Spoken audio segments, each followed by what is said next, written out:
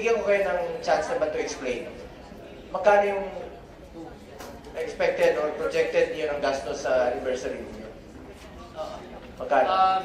Mr. Chair, the initial proposal ay 138 million proposal. Initial. Para saan po yun, Mr. Chair? Anniversary na, ma'am. Anniversary po. Ano anniversary? 130 million pang anibersaryo? Saan niyo kukunin ito? Anong gagawin niyo? Una saan kukunin at anong gagawin niyo sa 130 million pang anibersaryo niyo?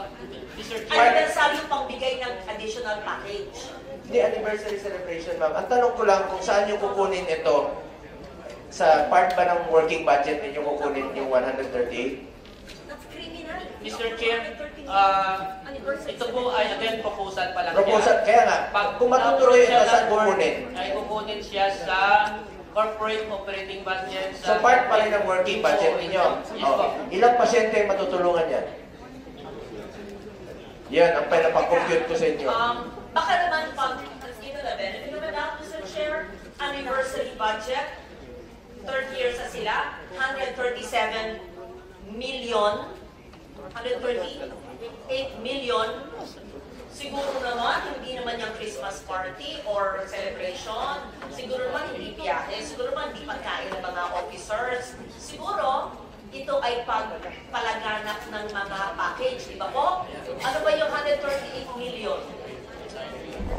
Ma'am, Mr. Chair. Ano ba? Mr. Chair, sorry. Pakisagot lang, no? Yes. Yung 138 million, saan gagamitin at saan nanggagaling? Tapos balik sa tanong ko na yung 600 billion at 431 billion, hindi pa rin maliwanag kung pareho ba to o iba po. Mr. Chair, we'll just explain very quickly, just for the purposes of expedite the discussion. What was approved by the board and what was decided in PhilHealth already is the budget for the 30th anniversary was brought down to a few 100,000 pesos only. So maybe we can just, to clarify everything, there's nothing, there's no hundreds of millions, there's no millions. So just so that we can continue with the discussion, please. What is this on the board? Yun ang tinanong ko kanina at sabi mo, you will explain it later. Yes. So nauna niyo pong sinagot yung mga tanong ni Senator Ligarda kaysa sa mga tanong ko na hindi pa rin nasasagot until now. Pakisagot mo na. So just to answer nga very quickly, Mr. Chair, we are only planning to spend a few 100,000 pesos for 30th anniversary. Yan lang po, wala pong mga excessive spending. So ibig po. sabihin, Just to simplify the discussion. projected pa lang ito. Actually, may mga proposals, but Hindi pa natutuloy. So good. Thank you for asking that. Hindi pa natutuloy. You're spending a few hundreds of thousands, but we see on the board, it is not consistent with what the CEO is saying. It's 137.7 million. What is this? An invention, a proposal of some brilliant person? Buti na lang, merong nagkontra at may board. Ano ba ito? Gala night and Sports Fest, 32 million and 13 million.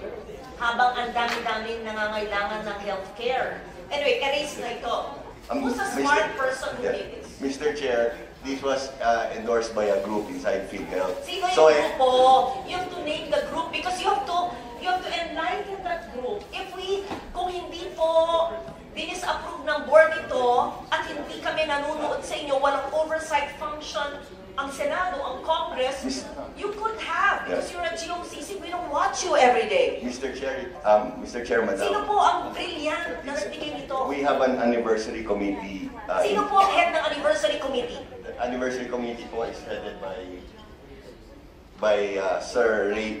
Ray Balenya. Yes. Can that person, please, not now, don't waste our time, give a memo to the chair of the finance committee, of the health committee, on why the person and the group thought of using 137 million of PhilHealth funds for giveaways and a gala night.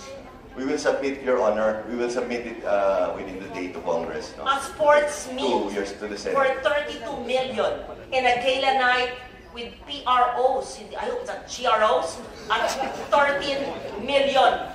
And a gala night with HOs for not 4 million, blah, blah, blah. And, okay. And umbrellas for 7.9 million. What's this? special tokens and umbrellas. Senator Lawrence, Ma'am, kasi may divide lang po, the no? discussion. All of those. Kaya nga, projected o plano niya lang po, kaya tanong ko lang naman po sa inyo kanina pa, kung sakaling natuloy po ito, ilang pasyente po ang makikinabang dito? Ilang pasyente po ang naghihingalo na matutulungan dito? Ilang buhay pa po ang masasalbar dito? Kaya sabi ko sa inyo, dito sa ating panggobyerno, parati isipin natin, konsensya. Okay, back to the 600 billion, yung mahiwagang 600. Ibig nyo sabihin, iba pa yung, meron kayong 600 billion, meron pa kayong 281 billion na reserve, at meron pa kayong 150 billion na surplus. Kala ko po, itong 281 at 150, total 431 ay parte ng 600. Explain Iba po pa ako. ho. Explain ko siya ng konti. Okay, sige, pag-explain kasi nalilito na kami. Kaya Iba yung sinasabi na, iba yung nababasa namin, iba yung sinabi mo sa plenary, iba rin po yung sinasabi ko dito. Ano, para sa kaalaman po ng mga kababayan nating nakikinig at nangangamba sa kanilang benepisyo mula sa PhilHealth, paliwanag po ano yung 600 billion. Kung parte ba itong 431 o 489? Paki-simplify lang po. Yes po. Huwag niyo pong lituin ang ating mga kababayan. Yes po. Ang pinag-usapan po natin dito actually kung sa accounting po balance sheet to. Balance sheet, we have the assets equals liabilities plus equity. So this equity, ang pinag-usapan natin na surplus and reserve is part ng members' equity. So sa kabilang right side po siya. Now, ito pong dalawang ito, That's 281 and 150, 431 Opo, ha? opo. Okay po. okay po, yung back up nito o sa kabilang banda niya, yung asset po natin, ito yung sinasabi na 600 po, we have as of September 628.2 billion asset, total asset po. When you say total asset, that is cash in the bank. Cash, non-cash, including mga properties po ng korporasyon, Teka. total po to. Yung 600 na yan, bigay nyo yung breakdown. So, ibig sabihin, 281 and 150, 431 billion, iba pa sa 600. So, meron kayong 600 plus 431. Ha? Saan niyo So, kukunin? mali pala ang balita. Hindi lang pala 600 ang meron kayo. 1 trillion. Ma'am, 1 trillion. Sabihin na nyo. explain ko ma'am. Sige, paki-explain mo na. Explain ko ma'am, Mr. Chair, explain ko lang sa content. Again, 628, babalance ito eh. Because again, the asset should be total to the liabilities and members' equity. Now, on the part of the asset natin, we have 628.2 as of September. Sa 600, Ulit.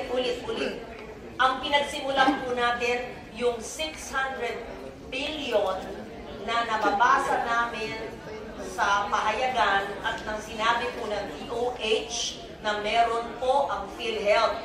600 billion cash. Kanina, isang oras na yata tayo, lahat ng kasama nyo, including ang CEO at yung abogado, sinabi na meron daw kayong 281 na reserve at 150 na surplus.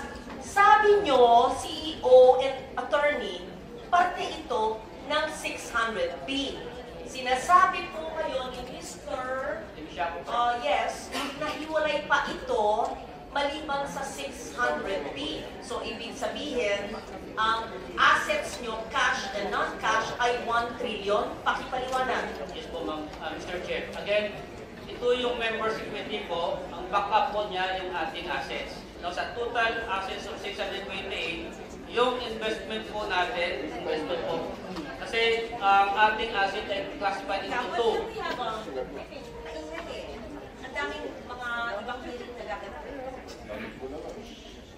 Quiet mo na, or tingnan muna natin kung gusto lumabas na lang muna yung magsasalita. Maraming salamat po. Again, ang ating asset po ay dalawa po to. We have current and non-current assets. Now, on the part of our investment portfolio po, Ilagay mo sa screen niya. Don't delay. Sige, sabi sabihin nyo, but sana if you can flash it on the screen, we don't need to see our faces.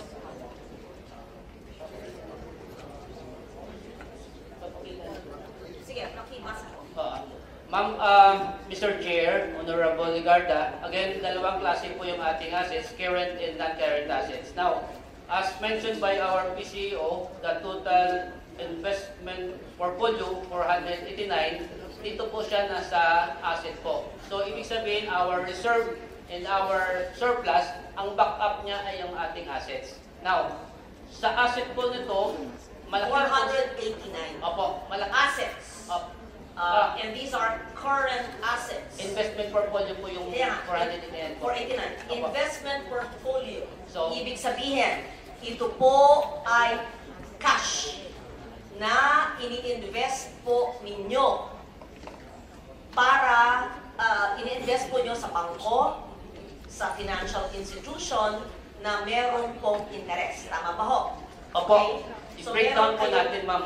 Ano po? I-breakdown po natin. One question lang, ano, kinukonsider mo ba ang PhilHealth as negosyo o medical insurance?